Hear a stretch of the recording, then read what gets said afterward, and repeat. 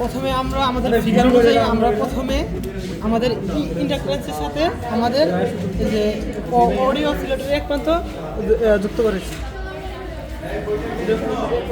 তারপর অডিও অসিলেটরের এক প্রান্ত আমাদের এখান থেকে এই যে আমাদের রুটের মধ্যে চলে গেছে রুট। তারপর রুটের দুই প্রান্ত থেকে আমাদের প্যারালালি আমাদের সিওআর বক্সের মধ্যে গেছে, দুই প্রান্ত প্যারালালি আমাদের সিওআর বক্সের মধ্যে প্যারালালি। তারপর রুটের অপর প্রান্ত আমাদের আবার ক্যাপাসিটরের মধ্যে আছে, এই যে ক্যাপাসিটর।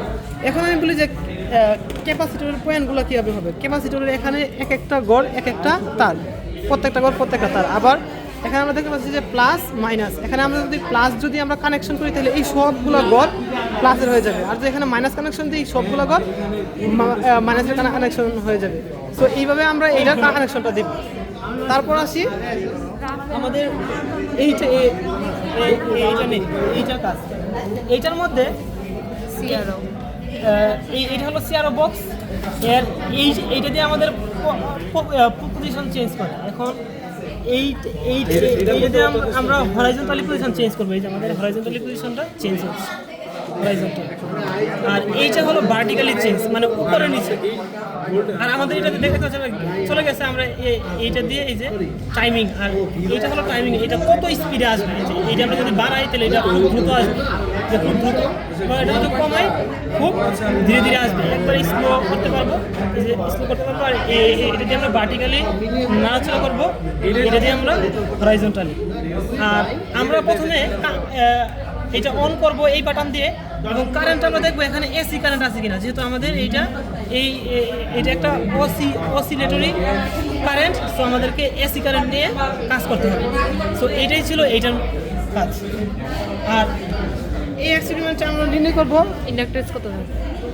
এই যে এখানে বাট আমরা অন্যটা নিলেও মিলবে, 70 নিতে পারবো, 60 নিতে ইচ্ছা, কিন্তু 80 নিলে খুব ভালো হয় এবং দুধ নেবে 100। আর এইটা এখন এইটার ক্ষেত্রে প্রথমে আমরা দেখো, প্রথমে আমাদের গোটা থাকবে এরকম, যখন আমাদের ফ্রিকোয়েন্সি থাকবে খুব কম,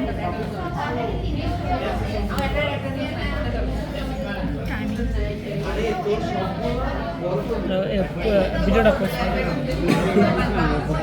এইটা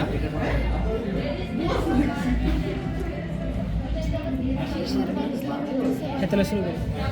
এখানে আমরা যখন এইটা এবং এই গ্রাফের সাহায্যে আমরা ভোল্টেজের ভ্যালু নিব। এখন ভোল্টেজের ভ্যালু কীভাবে নিব, এখানে একটা গড় সমান 5 একক, একটা গড় সমান 5 একক, মানে পুরো একটা স্কোয়ার সমান 5 একক। আবার একটা স্কোয়ারের মধ্যে আছে 5টা গড়।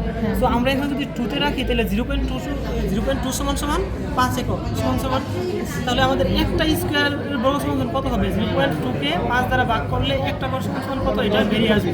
তারপর আমাদের এখান থেকে এখানে আমাদের কতগুলো গড় আছে, যেমন এইটার ক্ষেত্রে আমরা গড় দেখতে পাচ্ছি কত, মেবি এটার ক্ষেত্রে গড় হবে 12 কি 13 এরকম হবে। তাহলে 13 দিয়ে আমাদের একটা গড়ের মান কত, এটা গুণ দিয়ে দিলে আমাদের এখান থেকে আমরা ভোল্টেজটা পেয়ে যাবো।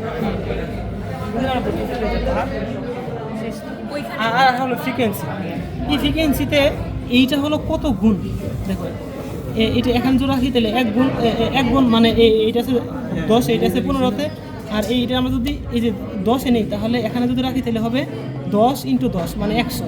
যদি এখানে রাখি 10 × 15 মানে কি 150। যদি এখানে যদি রাখি তাহলে হবে 200। যদি 100-তে নেই তাহলে এখানে হবে কত, 100 × 20 তাহলে কত হবে 2000। এইভাবে আমরা ফ্রিকোয়েন্সি গ্রাফ আছে।